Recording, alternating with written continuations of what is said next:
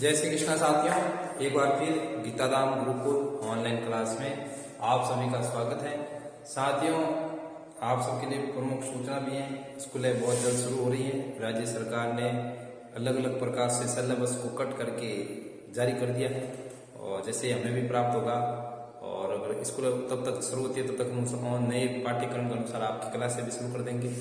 लेकिन ये कुछ प्रमुख टॉपिक है, ये तो सिलेबस कटे या जुड़े, ये तो लगभग आने वाले ही है।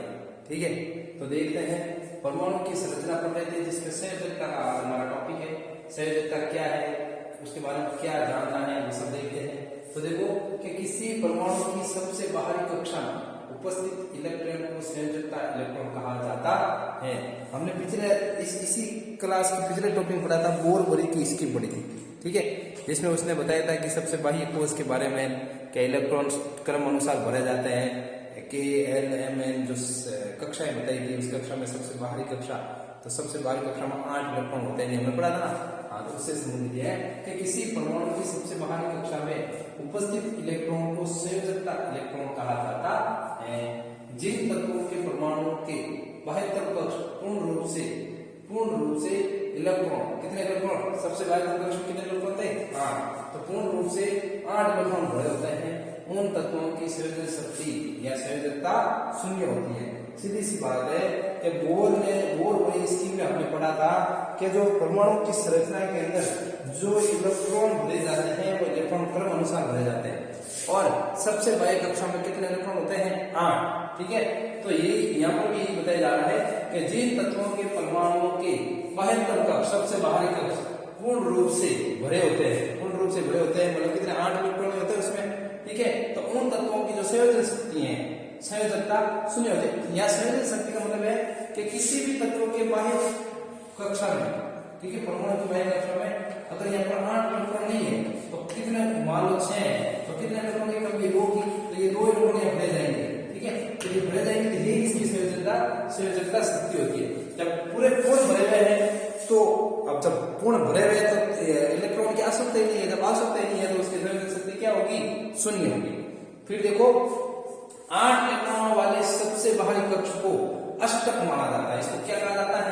अष्टक। ठीक है, ये अष्टक कहा जाता है। ठीक है, फिर देखो परमाणु के बाह्यतम कक्ष में अर्थात सबसे बाहरी कक्ष में इलेक्ट्रॉनों के अष्टक बनाने के लिए जितनी संख्या में इलेक्ट्रॉनों की साझेदारी या स्थानांतरण, ठीक है, या स्थानांतरण होता है वह उस तत्व की संयोजकता शक्ति अर्थात संयोजकता होती है।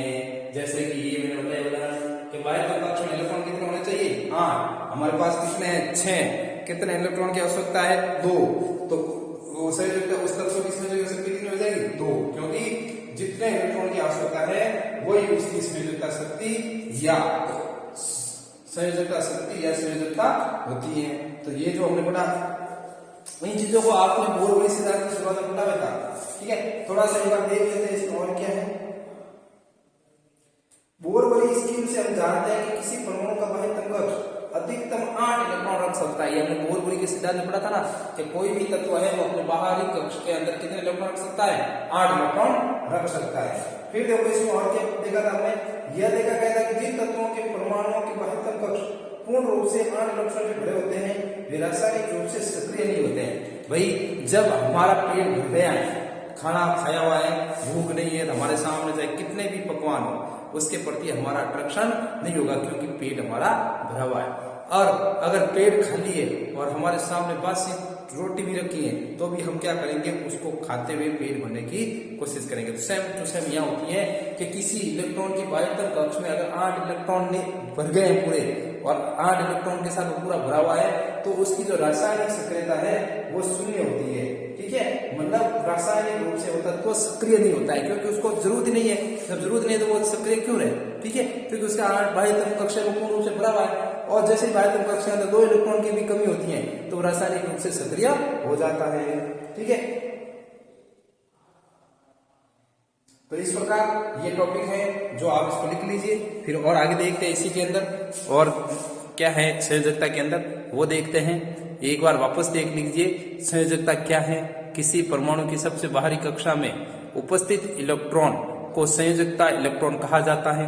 जिन तत्वों के परमाणुओं के बाह्यतम कक्ष पूर्ण रूप से इलेक्ट्रॉन कितने 8 भरे होते हैं, उन तत्वों की संयोजन शक्ति या संयोजकता शून्य होती है।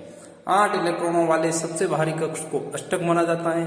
परमाणु के बाह्यतम कक्ष में इलेक्ट्रॉन के अष्टक बनाने के लिए जितनी संख्या में इलेक्ट्रॉन की साझेदारी या स्थानांतरण होता है, वही उस तत्व की संयोजकता शक्ति अर्थात संयोजक